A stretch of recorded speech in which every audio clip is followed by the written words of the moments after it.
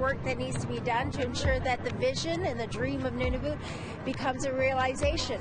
Tonight, Nunavummiut celebrate the territory's 19th birthday.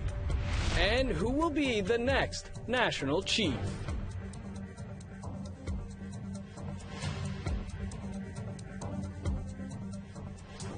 Good evening. Welcome to APTN National News. I'm Dennis Ward. Late last night, Ganasatake Mohawk Territory's youth center burned down. People in the community located about 60 kilometers from Montreal think the fire is suspicious. Tom Fenario has more. Ganasatake Grand Chief Serge Simon woke up last night to hear that the community's youth center was ablaze. Nobody was hurt in the fire, but as you can see behind me, the building is not salvageable. About 11:30, I was sleeping, and my wife came into my room telling me she thinks the youth center, which is across the field from my house, is on fire. Ganasatake doesn't have their own fire department, so they are reliant on the nearby city of Oka for help when there's a fire. This footage was shot by Grand Chief Simon before the heat forced him away. We also need our own fire station, which proved yesterday the firemen, and as dedicated as they are, and how grateful I am for their service. Most of the time they show up just to spray the ashes. There's really no saving any buildings around here. By the time they get organized down in Oka and try to figure out where the fire is, there's nothing left. Oka's fire marshal says that he thinks the fire was electrical, but Grand Chief Simon says that the community's troubled history of arson makes him think otherwise. In our experience here, we've had some arson in the past, so experience on our end says we have to look at probably it was an intentionally set fire. 4 years ago or 5 years ago, there was an attempt to burn it down. And they weren't successful. Like the back porch of the building, though, it was all scorched. It's where you could see where they attempted to do it. There is a smidgen of good news. Grand Chief Simon says that the building was insured, and he hopes to build a new one bigger and better than before. Tom Fenario, APTN National News, Ganasatake, Mohawk Territory. A family in Thompson, Manitoba is desperately searching for a 60-year-old woman who's been missing now for nearly 2 months. My mom is still missing. Her name is Diane Bignell. Diane Bignell was last seen on her birthday, May 17th.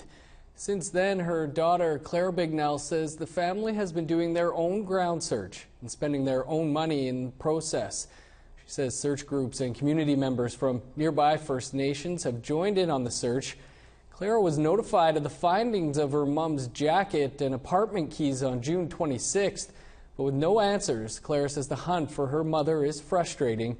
She's pleading anyone with information to contact her or the Thompson RCMP.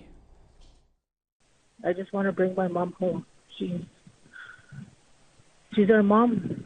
She's a grandmother, auntie, sister, a friend. Y'all miss her. And we'd like to hear your feedback about this or any other story. Here's how to contact us. Send an email to news@aptn.ca, like our APTN National News Facebook page, follow us on Twitter @APTN News, or go to our website, aptnnews.ca.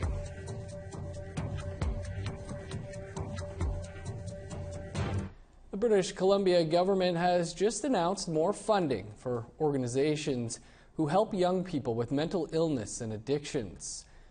The province has already opened up one-stop shops for people looking for help, and they've hired 120 new child and mental health workers. Today they announced another $200,000 to help with those programs. According to Statistics Canada, an estimated 84,000 children and youth have a mental health disorder in British Columbia. Our goal is to get to a place where people can ask for help once and get help fast, and where every door is the right door when you're looking for help for mental health and addictions care. We're doing this for the people who've been let down in the past, and we're doing it for the people who've fallen through the cracks, but we're also most importantly doing it for the young people who deserve a system that helps them when they need it. The folks from the Yukon Archives are hitting the festival trail. They want to ask people there to recall their memories. share their knowledge, and help identify Indigenous people in old newspaper photos. Shirley McLean dropped by the Adaka Arts Festival and found some of her own stories. It's a busy day at the Attica Cultural Festival in Whitehorse. It's the perfect backdrop for the public to come out and flip through old photos. Great opportunity for Yukoners to come out and find maybe their family members or friends or people that maybe have passed on now. We brought about 600 photos to be identified. Yukon's Minister for Tourism and Culture, Jeannie Dandies, is hoping for the public to identify who's who in some of these photos. This caption here is Cape Carmack's gravesite. And it's not surprising, coming from the Yukon, that I would have some local knowledge to add. Her Duckaway name is Shawakaw. That would be really neat to put that in, to add that to the information. Oh, and there's my grandmother, Agnes Johns. The photographs come from a local newspaper, the Whitehorse Star, which back in the 80s donated close to 40,000 photographs covering the years from 1959 to 1979 to the Yukon Archives. We're asking the public to help us identify all people within the photos, but particularly the First Nation individuals that were generally unidentified when photos were taken. I believe I found a picture of my brother who has since passed on, so that was really nice to see. So yeah, that was nice. So I have to bring my mom back. Shirley Dawson came across a picture of her late brother, Victor Bill, en route to a wrestling tournament with his coach and teammates. It was a time in his life when he had lots of adventure, lots of things to do in his young life, and it shows that he was a young athlete, and it was really nice to see. Chambers. I actually found some relatives, some dancers from back in '74, so that was kind of cool to see my old dance group. I think that they tell different stories, and that's what we're hoping to have individuals come and tell us some stories as well about different times. The new information will be added to the Records and Yukon Archives database. And in that photo is a 4-year-old me, proudly dancing on stage for some event way back in 1974. Shirley McLean, APTN National News, Whitehorse. Happy Nunavut Day. That's right, today marks the signing of the Nunavut land claim, which led the way for Nunavut to become a territory in 1999. And it is a day to celebrate in Nunavut. Ken Driscoll reports from Iqaluit. Nunavut Day in Iqaluit is always a party, and today was no different. It was fun for the whole family, out celebrating the anniversary of the signing of the Nunavut land claim. Fun for the little ones with face painting and other silly things. Fun for the grown-ups with food as far as the eye can see. Even some out-of-town food. The folks from Beaver Tails in Ottawa have been making this an annual thing. But today's Nunavut Day is special. It marks the 25th anniversary of the signing of the Nunavut land claim. That's what led to the creation of Nunavut back in 1999. Well, it makes me feel proud and happy that I am from Nunavut, and it's a great place to, it's a young territory, but it's also a growing territory, and it's just a great place to be. Well, there's a lot to acknowledge what we've accomplished, but there's still a lot more work that needs to be done to ensure that the vision and the dream of Nunavut becomes a realization so that we all get to benefit from the creation of this territory. It makes me feel pretty good because we've come a long way since when it was created, and we had little hiccups here and there, but it's been going pretty good. Today is a day to celebrate Nunavut, where it's been and where it's going.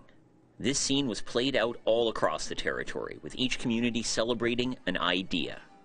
The idea that Inuit could and should govern their own homeland. And the people came out to celebrate that. Kent Driscoll, APTN National News, Iqaluit.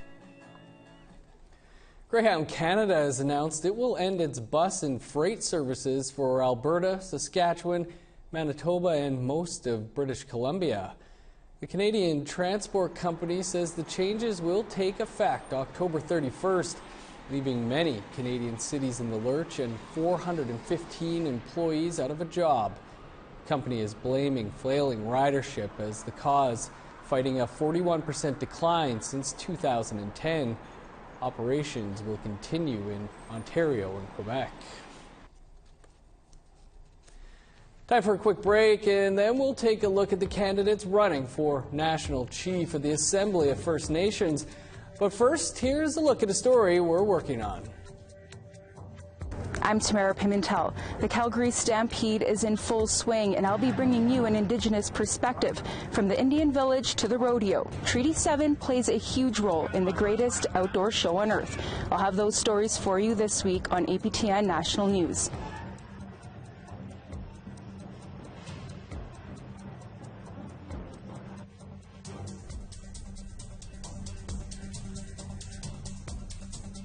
Here's a look at Tuesday's weather forecast. Starting on the East Coast, showers and plus 30 for Fredericton, 25 under the sun in Halifax.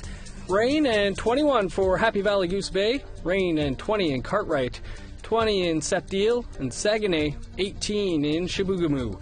Sunny skies across southern Ontario, 28 in Windsor and Toronto, 28 under the sun in Thunder Bay, 27 in Sioux Lookout. 28 degrees as well in all of northern Manitoba, including Churchill. Warmer to the south, 30 in Brandon, 29 in Winnipeg and Dauphin, where showers are expected.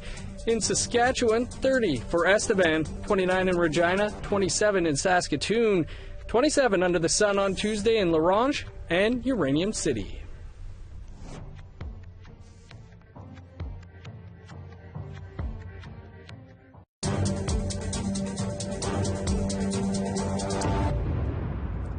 Welcome back. Asserting sovereignty and providing better representation for the grassroots are two issues that continue to come up in the race for National Chief.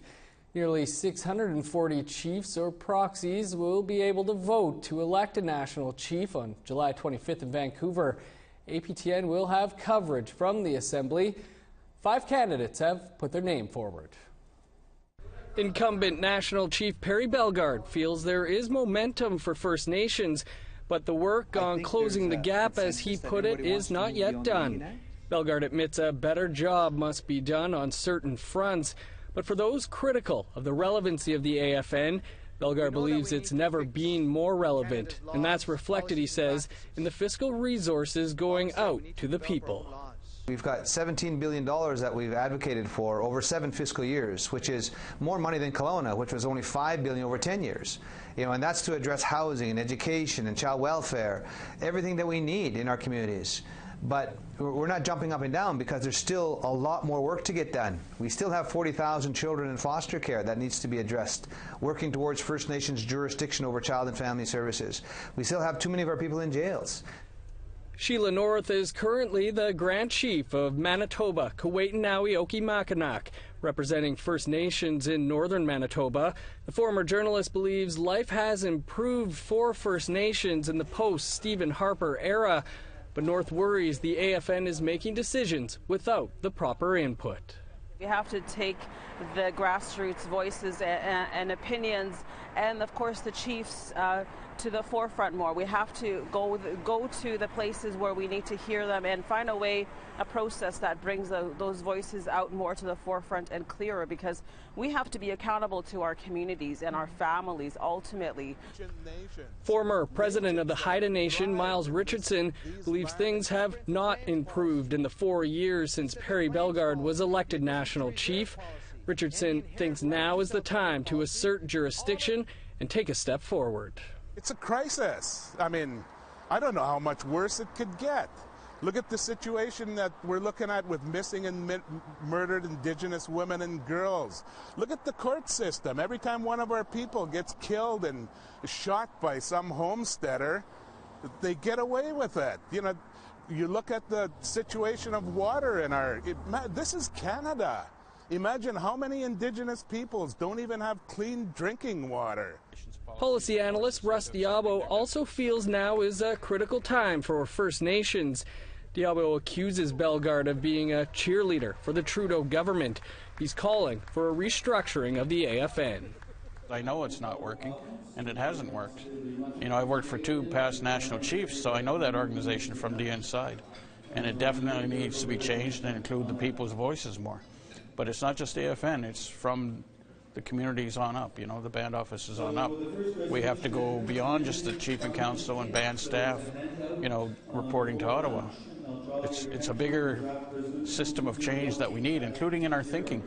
We need to change our thinking before we can change our behavior. Catherine Whitecloud of the Sioux Valley Dakota Nation in Manitoba has been engaged in community advocacy for over 30 years. Whitecloud says the national chief talks a lot of funding increases, but it's not enough to make differences. The primary concern is the children. For all of what's been done in attempting to close the gap, it still is our children that are suffering the most. We have the highest number of deaths of children in care, the highest numbers of children in care, and probably in the Western Hemisphere. In fact, it is so. And children being apprehended at birth. And all those numbers, our children are still not graduating the numbers we want them to in an education system that doesn't address their needs, their special gifts, their innate talents. The election for national chief will take place on July 25th in Vancouver. And we'd like to hear what you have to say about the AFN and the national chief election.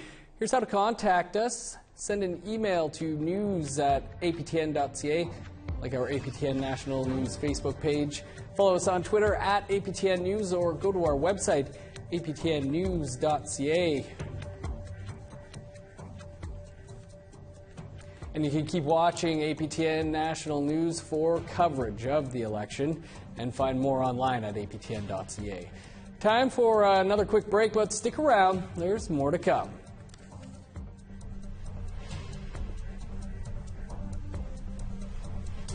Here's the rest of Tuesday's weather forecast. Picking back up in northern Alberta. Sunny and 29 for Fort Chipewyan, 25 in Peace River and Grand Prairie. Rain and 23 in Edmonton, showers and 21 for Red Deer.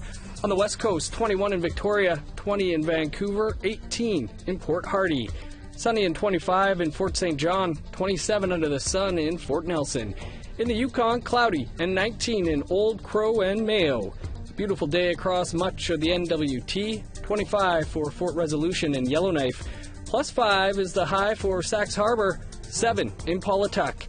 Check out these temperatures in parts of Nunavut, sunny and 29 in Arviette, 30 under the sun in Whale Cove. +10 on Tuesday in Iqaluit, Igloolik, and Clyde River.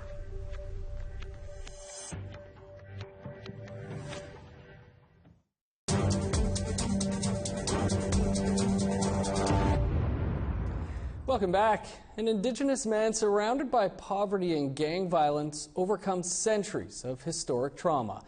That's the storyline of a new graphic novel that was part of an interactive exhibition in Calgary. APTN's Tamara Pimentel has the details. In the graphic novel The Outside Circle, the main character, Pete, doesn't know much about his Indigenous background. He deals with the addictions of his mother, losing his younger brother to the foster care system, while struggling to leave the gang world. These issues that we're facing are things that we don't like to talk about, but we have to talk about in order to solve them. So this book is a great educational tool for a lot of people across Canada that don't understand why are Indigenous in the situation they're in right now. The story is used in the Power in Pictures exhibition in Calgary's Glenbow Museum. Young people from the Urban Society of Aboriginal Youth were encouraged to draw their own comics of personal stories, creating a collaborative space where local youth stories hang alongside artwork from the novel. What's been really important, especially in light of the TRC, is to make sure that Aboriginal people have access to their own culture and are able to teach their own culture to each other. In the center of the exhibit are masks, a theme from the novel symbolizing the cover-up of true emotion. Masks are that emotional facade we always put on. So to have that throughout here, I thought was a really great segue to show people that, you know, just because you think you see a happy person doesn't necessarily mean they're a happy person. Adrian Wolflag is an Indigenous educator at the museum. He says Indigenous and non-Indigenous leave the exhibit inspired and educated. some of the people that come in, I stop by, talk with them, and they're blown away that, you know, this isn't my life, but I know someone who went through this, and I wish they could see this. I wish they could see the hope.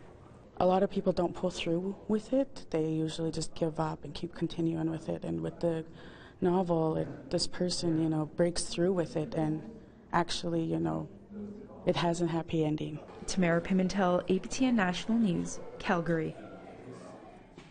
Sewing in the Northwest Territories can be a necessity. So what happens when your machine breaks? Charlotte Mort-Jacobs has that answer. This sewing machine looks good, but the reverse has stopped working, and it's up to Roger Fraser to fix it. Your tension is good, your machine is sewing good. Known as the Stitch and Gwitchin, he is the one to call when a machine breaks down in the Northwest Territories. After years of sending sewing machines down south, Fraser and his wife traveled down to Texas to take a course on how to fix machines. At first, the retired wildlife officer was just looking to keep busy, but in a year and a half since opening shop, he's quickly become a hot commodity. It's going to take me 2 hours and then put it back together. This one here, I just did a test on it. The reverse is not working. The Stitch and Gwitchin is the only person in the NWT who fixes machines, and sometimes he doesn't even have a manual for them. He has been known to fix up to 4 machines a day. His most valued tool of the trade, a Q-tip. Get them all in little crevices and make sure it's clean. Next up, a 1930s singer from Nunavut. For this tech, he says the biggest challenge faced so far is getting parts. Waiting for parts and finding parts for the older hand crank machines, but the old Singer machines. It's really finding those parts. So it's I go on eBay. I go on.